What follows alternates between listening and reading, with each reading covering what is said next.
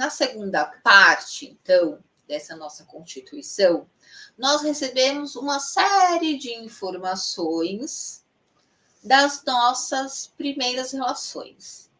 E essas são da nossa família, do nosso pai, da nossa mãe, mas também deste núcleo familiar. Então, avós, tios, primos, irmãos.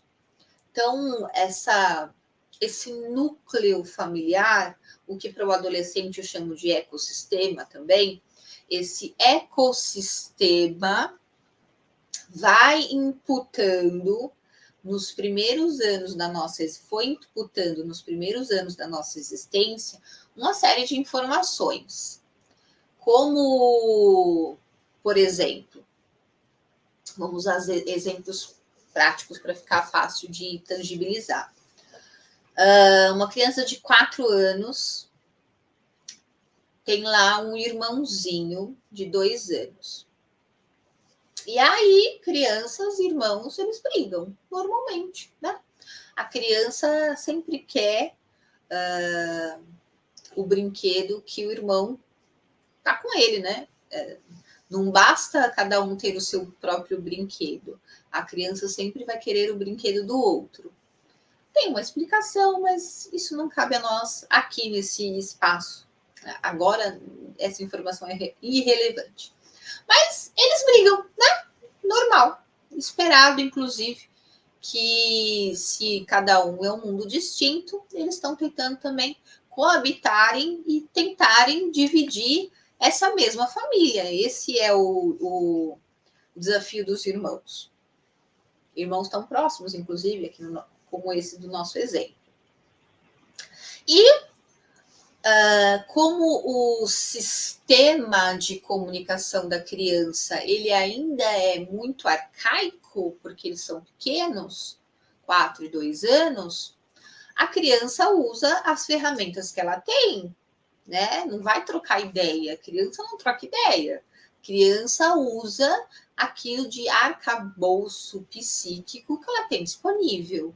Então, quando muito nova, ela vai chorar, ela vai espernear, ela vai usar birra, ela vai se jogar no mercado, ela vai fazer tudo isso para ter as suas necessidades, os seus desejos primários atendidos. Isso conforme ela vai se desenvolvendo, ela vai crescendo, vai tendo outras habilidades e outros ferramentais, isso tende, então, a aumentar um pouquinho o espectro de arcabouço psíquico disponível para uso. Então, aí chega na adolescência, por exemplo, ela já consegue falar sobre si, mas não é porque ela tem a possibilidade de falar sobre si que ela saiba falar sobre si. Então, também isso é uma prática. Então, a criança, os pequenos, estão lá usando as ferramentas que têm.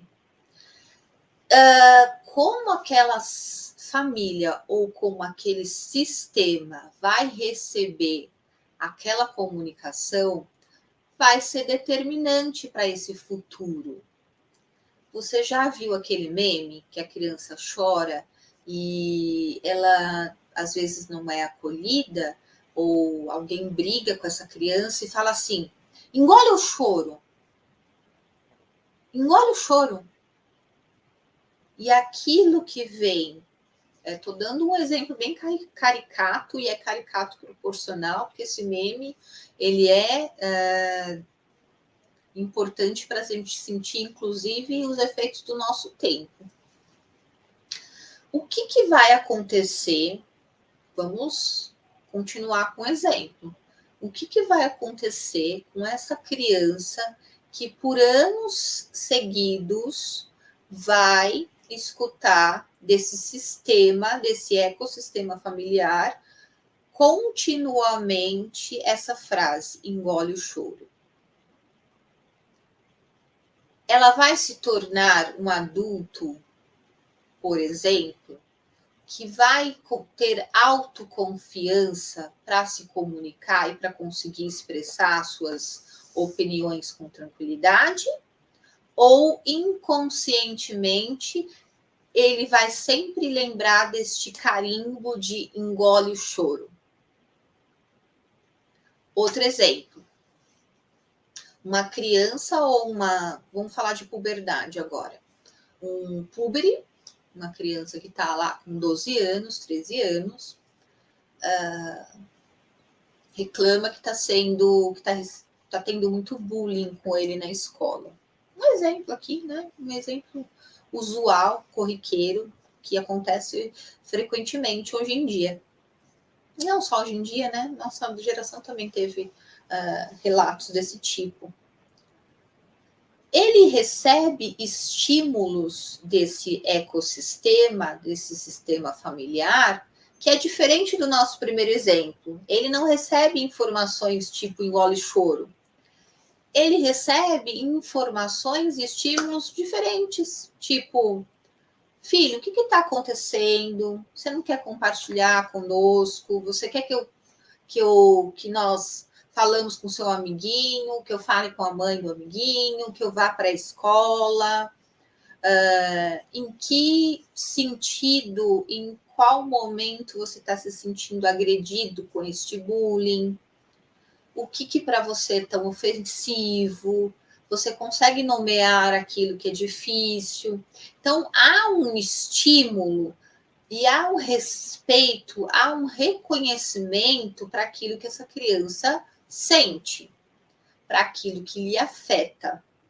Então, são dois exemplos bastante caricatos, mas que colocam em perspectiva, em termos de extremos, o que essa informação feita continuamente pode trazer para o futuro em termos de autoconfiança, autonomia, estima, autoestima, amor próprio. A grande pegadinha das pessoas que acreditam que existe somente o lado racional da coisa e do lado do empoderamento, eu odeio essa palavra, porque quando a pessoa fala do do empoderamento, ela está trazendo uma percepção de que empoderar-se significa um amor próprio de auto-amor. Só que é impossível ter autoestima se você não teve um amor vindo do outro anteriormente. Porque só é possível amar-se se você foi amado minimamente pelo outro. E este outro está nesse ecossistema. Então, quando você fala de empoderamento desconsiderando o outro, você está desconsiderando que tem um lado inconsciente que te marca e que te marcou, principalmente nessas primeiras relações. Então, não dá para passar ileso dos primeiros anos de vida. Aquilo que aconteceu nessa experiência vai determinar muito do como você se sente hoje na fase adulta e como que você vai se relacionar com este outro. Algumas pessoas, por exemplo, no trabalho, têm uma grande dificuldade de se relacionarem com pessoas de hierarquia, que não respeitam, ou que essa pessoa de hierarquia causa muita medo, terror, dificuldade de se comunicar, paura mesmo. Em outros casos, por exemplo, é na relação com o par que é a dificuldade. Então, tá aí a grande pergunta para quem está olhando para essas relações e para esses afetos inconscientes, por exemplo, é como foi a sua relação com seus irmãos, como foi as suas relações com pares, com amigos, com colegas, como que foi a sua relação, então, para pensar em pessoas de autoridade, com o seu pai, com a sua mãe. Então, não dá para passar ileso e a infância é esse chão que a gente vai ter que caminhar a vida toda. Um ponto que eu queria acrescentar e que é importante, vamos considerar então como bônus dessa live. Nosso caso foi uma família que teve um bebê, né? Então, o primeiro filho é para este casal um projeto que chega e eles não sabem a mínima ideia do que fazem com aquilo. Então, o primeiro filho de um casal é um projeto que chega, tipo assim, 1, 2, 3, valendo. Então, você faz aquela gestação, 9 meses, né, 38 semanas, você gesta, e com isso você, claro, está alimentando expectativas para aquele bebê, nomeou, libidinou de afetos, pensou nessa relação, criou N alternativas, expectativas para aquele bebê. Só que só quando nasce é que você, de fato, vai saber qual que é. Parece que a ficha cai, né? A ficha cai e é 1, 2, 3 valendo. E para um casal que tem o primeiro filho, é um projeto que é trocar o pneu com o carro andando, né? Então, os pais vão aprender a se tornarem pais com o primeiro filho.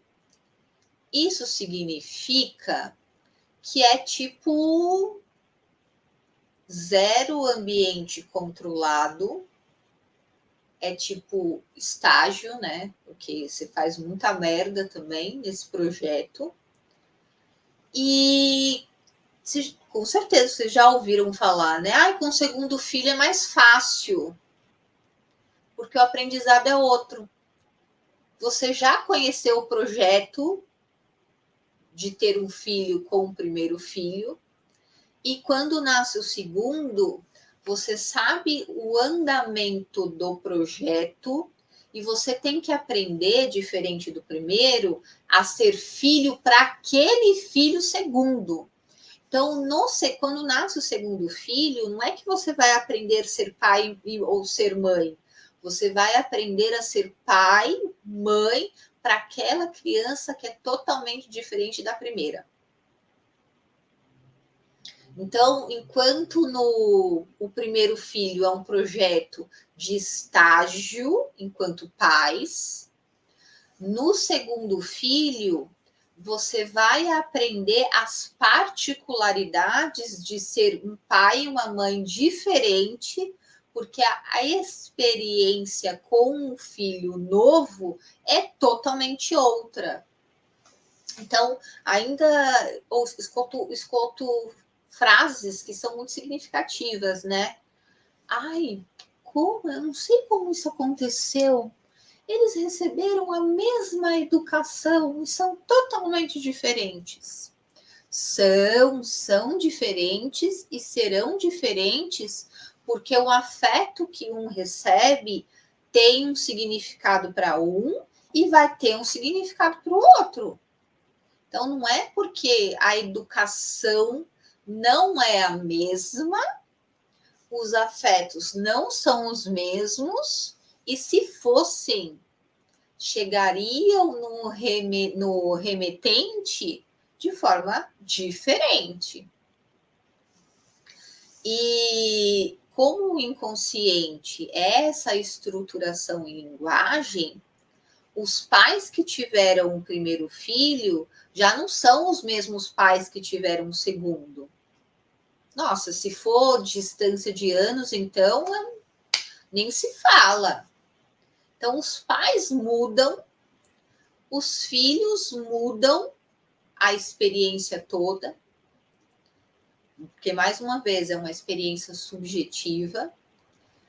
Então, os pais também precisam levar em consideração que, apesar da tentativa de essa experiência e esse experimento oferecer marcações iguais, como o inconsciente, essa coisa não mensurável, não replicável, cada um terá uma experiência de infância diferente do outro, inclusive irmãos. Tem vídeo aqui no canal falando sobre isso. Só quis reforçar, porque eu acho interessante também pensarmos nessa perspectiva. Então, porque tem cobranças, né, naturais dos pais e tem as cobranças naturais dessa relação que está rolando aí com os irmãos.